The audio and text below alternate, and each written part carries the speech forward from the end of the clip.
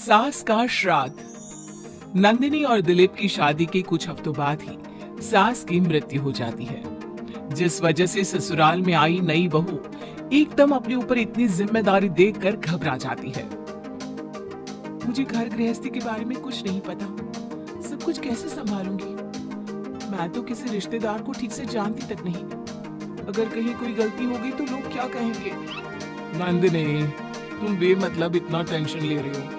घर में हम दोनों के अलावा कोई है नहीं। जैसा भी काम करो कोई जज करने वाला नहीं है। रही बात रिश्तेदारों की तो उन्हें मैं संभालूंगा।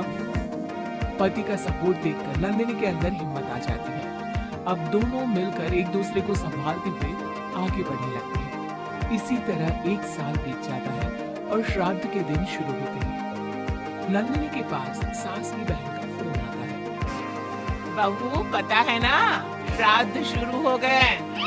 जी मौसी जी, मुझे पता है। तो फिर सास का पहला श्राद्ध कब करोगे? पंडित जी से बात की? कोई तैयारी की? मौसी जी, मैं कल ना पंडित जी के पास चली जाऊंगी। ठीक है, बात करके सब अच्छे से तैयारी करना। हाँ, किसी भी रीति रिवाज में कमी नहीं रहनी चाहिए। नंदिनी मौसी सास की बात पर तो हाँ बोलकर फोन काट देती है, लेकिन फिर रीति रिवाज और श्राद्ध के बारे में कुछ पता ना होने की वजह से दोबारा टेंशन में आ जाती है। शाम को दिलीप के घर वापस आते ही उस पर अपने सवालों की बारिश शुरू कर देती है। आज मौसी जी ने फोन करके मम्मी के श्राद्ध के बारे में बोला। हाँ, मुझे याद है। तुम पंडित जी से बात कराओ, बाकी फिर वैसे ही तैयारी कर लेंगे। वो तो मुझे पता है, लेकिन मौसी जी ने साथ में रीति रिवाज के बारे में भी बोला, और इस घर की किसी भी रिवाज के बारे में मुझे कुछ भी नहीं पता। देखो, इतना सोचने की जगह जैसा पंडित जी बोले वैसा कर लो, सब सही होगा।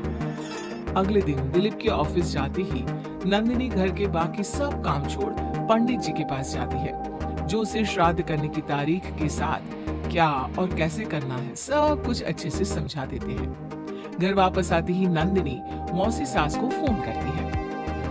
मौसी जी, 2 दिन बाद मम्मी का श्राद्ध रखा है। ठीक है, आ जाऊंगी। और पहला श्राद्ध है, इसलिए पूरे परिवार को बता देना। सब साथ में पूजा करेंगे तो दीदी को अच्छा लगेगा। मौसी के कहे मुताबिक नंदिनी सबको इन्फॉर्म कर पूजा की तैयारियों में लग जाती है।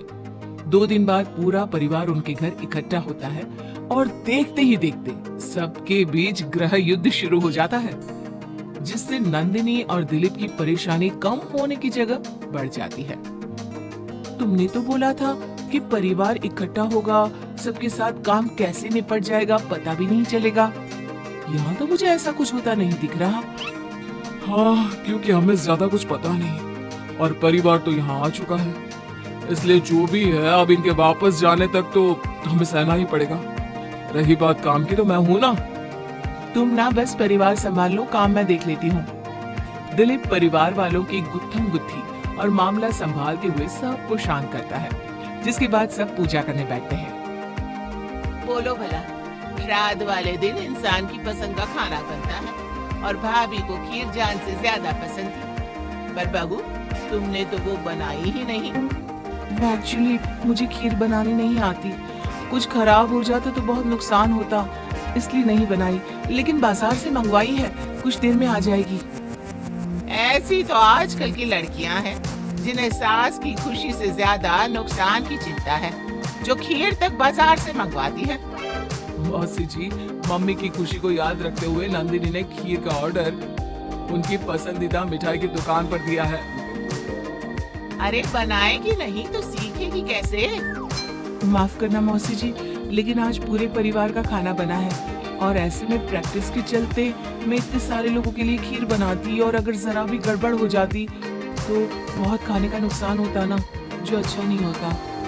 नंदिनी की बात को इग्नोर करते हुए मौसी चुप हो जाती है, जिसके बाद सब पूजा करते हैं और कुछ देर बाद खाना खाने बैठते हैं, लेकिन उन्हें वहाँ भी शांति नहीं रहती। वो कभी खाने में कमी निकालना तो कभी किसी चीज की फरमाइश करना शुरू कर देते हैं। आखिर ये लोग माँ के श्राद्ध की पूजा के लिए आए हैं या बस ये गलत है, ये वैसा क्यों है, ये ऐसा क्यों नहीं, ये चाहिए वो अच्छा नहीं, ये सब बोलने के लिए? मुझे तो समझ में नहीं आ रहा, यहाँ श्राद्ध की पूजा हो रही है या इनकी पार्टी। जिस हिसाब से कमियां निकाल कर भी उंगलियां चाट चाट कर खा रहे हैं ना, उनकी तो पॉटी ही लग रही है। बस भगवान करे अब और कोई ड्रामा ना हो। दोनों पति पत्नी इसी उम्मीद के साथ मेहमानों को खाना परोसते रहते हैं। कुछ देर बाद ही मौसी सास का चिल्लाना शुरू हो जाता है। हे भगवान, सब इधर आओ। ये देखो, दीदी की तस्वीर के आगे रखी पूजा की पूरी पर चींटियां घूम रही हैं। बहू, तूने दीदी की मनपसंद खीर पूजा में नहीं रखी ना, इसीलिए नाराज हो गई हमारी दीदी। मौसी, आप सबके मन में इस तरह के अंधविश्वास मत भरो। अरे उन्होंने कुछ गलत नहीं बोला।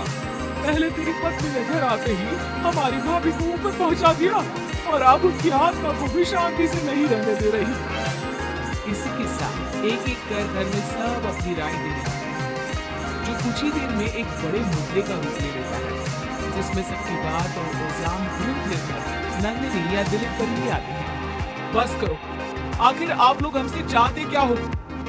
खुद तो एक दिन भी लड़ाई किए या किसी पर इल्जाम लगाए बिना रह नहीं सकते, तो फिर किस हद से दूसरों को बुरा बोल रहे हो?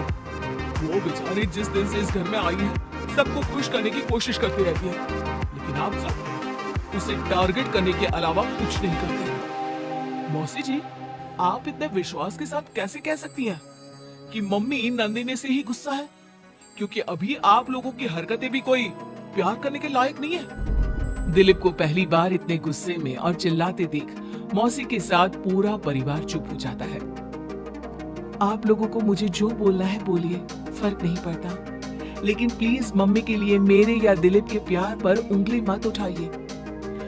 माफ करना पर यकीन नहीं होता, एक ही परिवार में लोगों के बीच इतनी कड़वाहट कैसे हो सकती है? सब एक दूसरे को नीचा दिखाने का मौका ढूंढते रहते हैं, सबको दूसरों में कमियां निकालनी है। क्यों? रही बात चींटियों की, तो बस वो तो पूरी पर रखी चीनी ले जा रही है, आखिर उन्हें भी तो अपने खाने का इंतजाम करना है।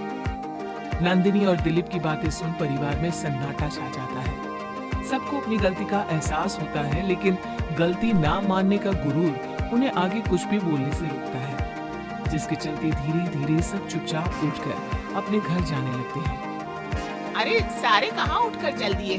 बेशर्मो, अब भी तुम्हारे अंदर इतनी शर्म नहीं आई कि एक सॉरी बोल दो? हमने बहू को न जाने की तरह परेशान किया, फिर भी उसने पलट कर किसी को कुछ नहीं बोला। नंदिनी, हमें माफ करना, इस साल तो हमारी वजह से सब खराब हो गया, पर वादा करती हूँ अगले साल सब इस परिवार का नया रूप देखेंगे। फिर मैं भी वादा करती हूँ कि अगले साल सबको अपने हाथ की बनाई बढ़िया खीर खिलाऊंगी।